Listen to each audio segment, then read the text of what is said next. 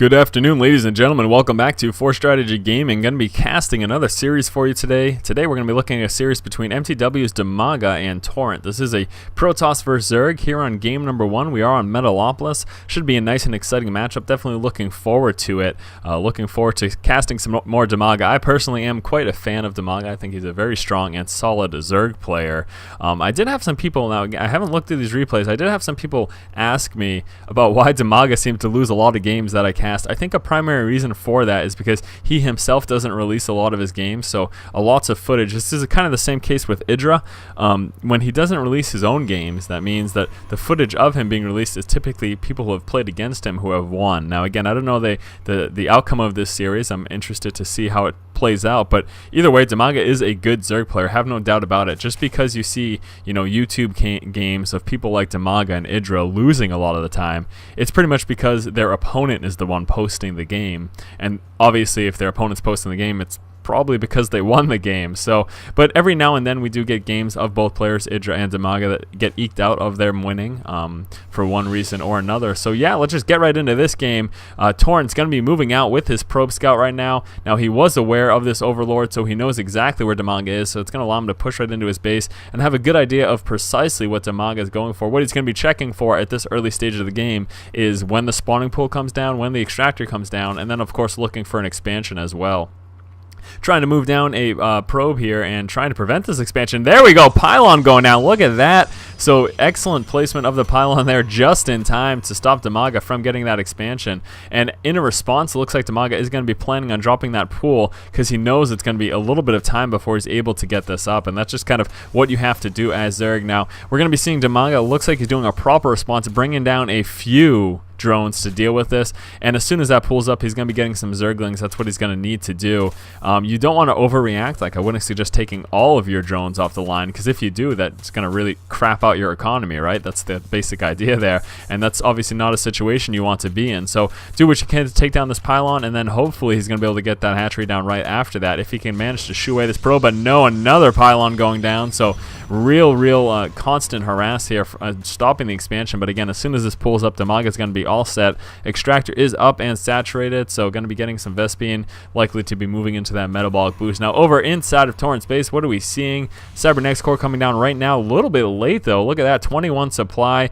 So that I'm going to guess that Cybernex core came up somewhere in the vicinity of 19, and that's a little bit later than typically you would see it. So maybe a little bit of miss macro, maybe he's paying too much attention over here to the harassment. Now as soon as this pylon drops, which should be in just a moment, and these ZerGlings are out, so it should be able to shoo away this probe and stop him from dropping any additional pylons. But something to realize, although he's delayed the expansion, which is clearly a good thing, delaying Dimaga's expansion is a good situation. The problem is that he's wasted 200 resources, and the 200 resources that he has to make up for because they are pylons, and otherwise he would get supply blocked like he just did there. We just saw that Stalker wasn't coming out for a moment. So that's the issue in doing something like that. If you don't cancel the pylon before it finishes and drop down another one, you do lose all of those resources once it inevitably dies. So definitely not the best situation because of that, but again, denying the expansion, delaying it at the very least, is not that bad at all. First queen is out for Dimaga, metabolic boost about halfway through. Second queen is coming out as well, taking all of the guys off the extractor. The reason, of course, for that is that he wants to get those extra minerals. It's going to allow him to drone up a little bit harder, get a nice strong economy, and then move into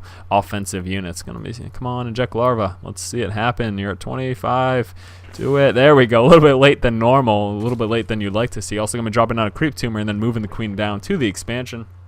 Now, over here, looking at the front of Taurent's base, what are we going to be seeing? Looks like a 3-gate, starting out with a 3-gate and then an expansion. So Taurent's going to be trying to expand himself, trying to get a nice economy going, and then going to be moving into kind of a strong push, most likely. That's what you would expect. A lot of times when you see a relatively quick expansion from a Protoss player, it's because they want to amass units nice and early on and do what they can for damage.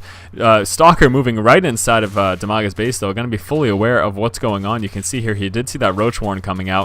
Although he's going to lose a Stalker, he did get that necessary scouting, so good job by Taurent there, getting a full scout and a full awareness of exactly what Dimaga's doing. Now that Zerglings are on the board and in mass with that speed upgrade, he's going to feel pretty safe to have some decent map control, going to allow him to safely grab the Xel'Naga towers. One Stalker isn't going to be enough to take care of a group of Zerglings. Looks like he's moving in here, checking the expansion right now for Taurent, so he's going to see this expansion go down, and right now Dimaga is aware. He needs to make that decision. Am I going to attack it, do some damage, or am I just going to expand myself?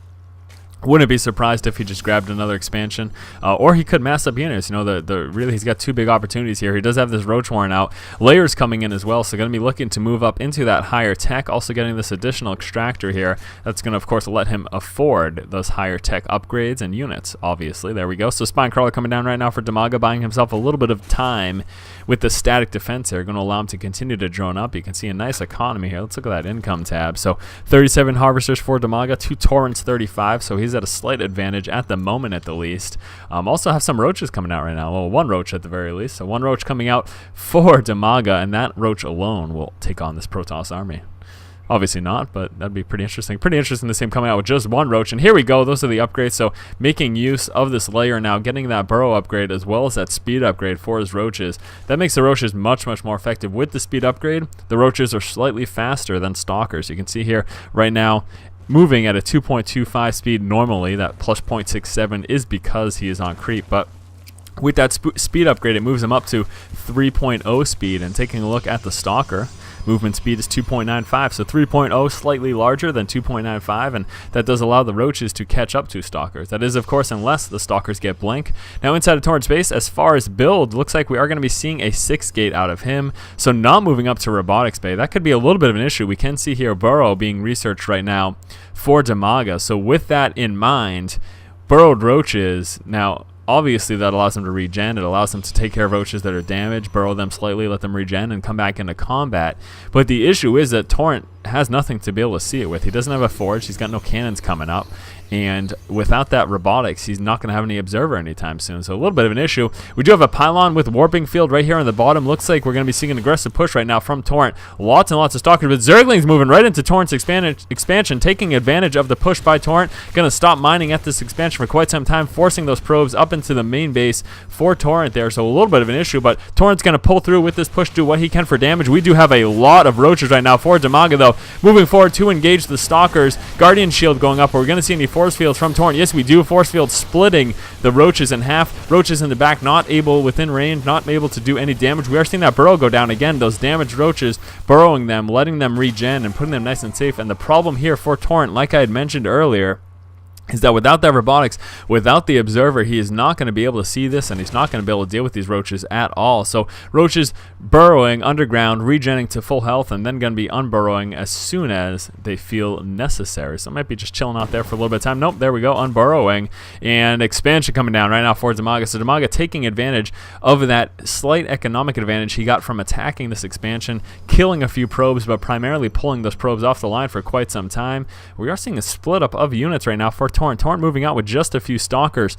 I'm going to say this isn't the wisest decision with these stalkers in such a small group, but look at this mass of roaches right now. If Dimaga happens to catch these stalkers out of position, he's going to be in a lot of trouble. Again, we do have that speed upgrade just finished right now for Dimaga, so he's going to be able to catch up with these roaches, these stalkers, and these stalkers can be in quite a bit of trouble now. Moving forward, getting within range, and then shooting, trying to pick off one at a time, trying to do as much damage as possible. You're going to see here 2 down so far. These roaches are slightly faster, so they're going to be able to catch up and do a little bit of damage. What Dimaga wants to do is he wants to get within range to one-shot them and then have them all attack at once. That's kind of the idea. That's the goal anyways. So right now, Taurent running for his life. His stalkers doing what they can to get away from these roaches. They are pretty terrified right now. Look at this giant army chasing all the stalkers. I would be quite frightened as well. I don't blame them for sure. Running up to the high ground, trying to get that advantage there without being seen from the roaches, so they're stayed alive slightly.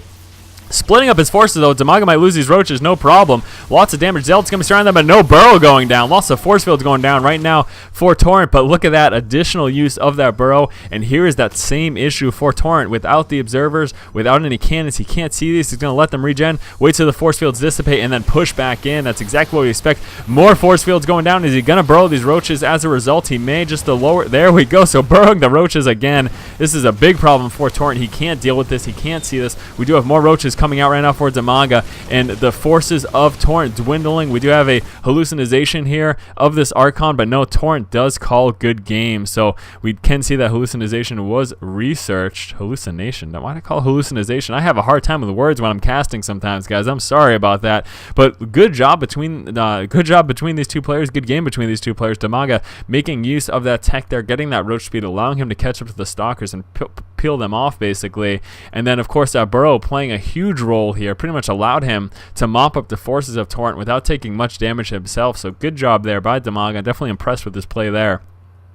So this was the first game in the 3-game series. Going to be moving on to game number 2. As always, guys, if you like the content, make sure you subscribe to the channel. Give a thumbs up to all of my videos. That helps out tremendously. And as always, keep watching and keep owning. These nice set strategies. Trying to avoid the probe there.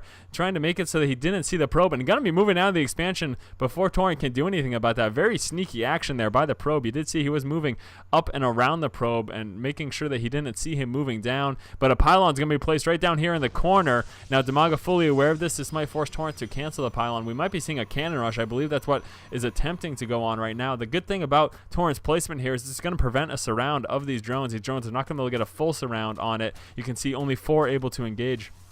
Might be seeing one more pylon placed up here. Where is that cannon action? Come on, cannons. I'm looking forward to this. It's going to be pretty interesting. Canning rushes, hilarious every single time. Frustrating to deal with, but hilarious when performed properly. But no, deciding to abandon the cannon rush, just going to let that pylon drop, and probably going to be going with some cannons at the front of his base here. So there goes that expansion.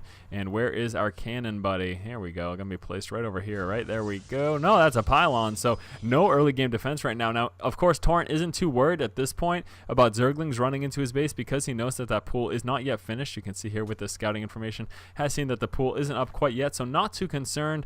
Gonna need to come down with the cannon at some point with no gateway right now. Of course, there will be no zealots or anything else on the board. There is the gateway, and come on, let's go, cannon. You're gonna need it soon.